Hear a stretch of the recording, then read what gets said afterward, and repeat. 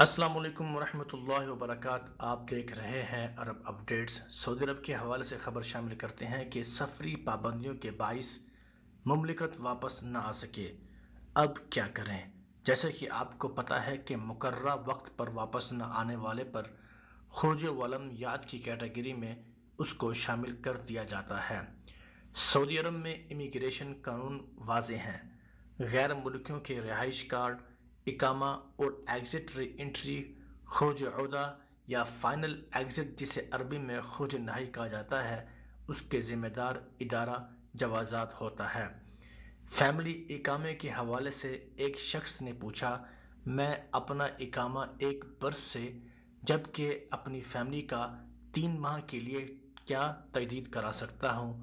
تو سوال کا جواب دیتے ہوئے جوازات کا کہنا تھا کہ کارکن کے اہل خانہ کے اقامے کارکن کے اقامے کی مدت کے مساوی ہی تجدید کی جا سکتی ہے۔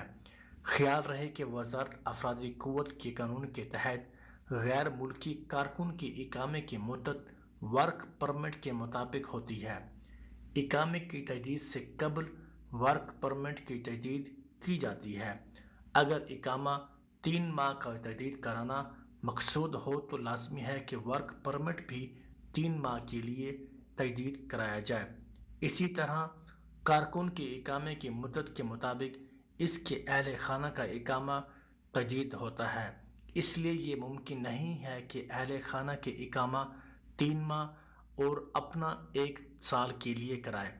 جوازات کا سسٹم وزارت افرادی قوت سماجی بہبود آبادی کے ساتھ منسلک ہوتا ہے۔ ورک پرمٹ جاری ہونے کے ساتھ ہی وزارت افرادی قوت کے خود کار سسٹم کے ذریعے جوازات کو کارکن کے اقامے کی مدت کے بارے میں پیغام موصول ہو جاتا ہے، جس کے مطابق اقامے کی تجدید کی جاتی ہے۔ یہاں اس امر کا بھی خیال رکھیں کہ مملکت میں غیر ملکی کارکنوں کے اہل خانہ پر ماہانہ کی بنیاد پر فیس عائد ہوتی ہے، جو کہ اس سال 400 ریال ماہانہ فی فرد کے حساب سے وصول کی جاتی ہے۔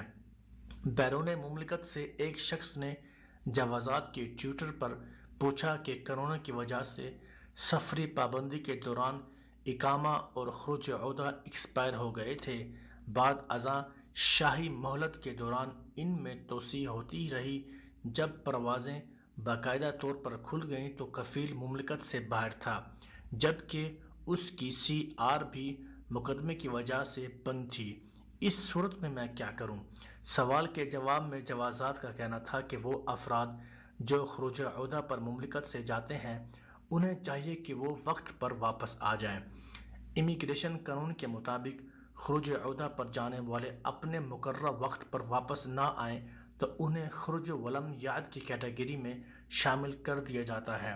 خیال رہے کہ ایسے افراد جنہیں خروج ولم یاد کی کیٹیگری میں شامل کیا جاتا ہے انہیں مملکت میں 3 سال کے لیے بلیک لسٹ کر دیا جاتا ہے۔ ان کے واپس نہ آنے کی وجہ کچھ بھی ہوں، جوازات کے خود کار سسٹم کو اس طرح ڈیزائن کیا گیا ہے کہ خروج عودہ ویزا کی مدت میں اگر توسیع نہ کرائی جائے تو سسٹم خود کار طریقے سے ویزا ایکسپائر ہونے کے 1 سے 2 ماہ بعد خروج عودہ کی خلاف ورزی درج کر دیتا ہے۔ ایسے افراد جن پر ایگزٹ ری انٹری کے خلاف ورزی درج کی جاتی ہے انہیں 3 برس کی مدت مکمل ہونے کے بعد دوسرے ویزے پر مملکت آنے کی اجازت ہوتی ہے۔ اس سے قبل وہ کسی دوسرے ویزے پر مملکت نہیں آ سکتے۔ تو آج کے لیے اتنا ہی، دعاؤں میں یاد رکھیے گا۔ السلام علیکم ورحمۃ اللہ وبرکاتہ۔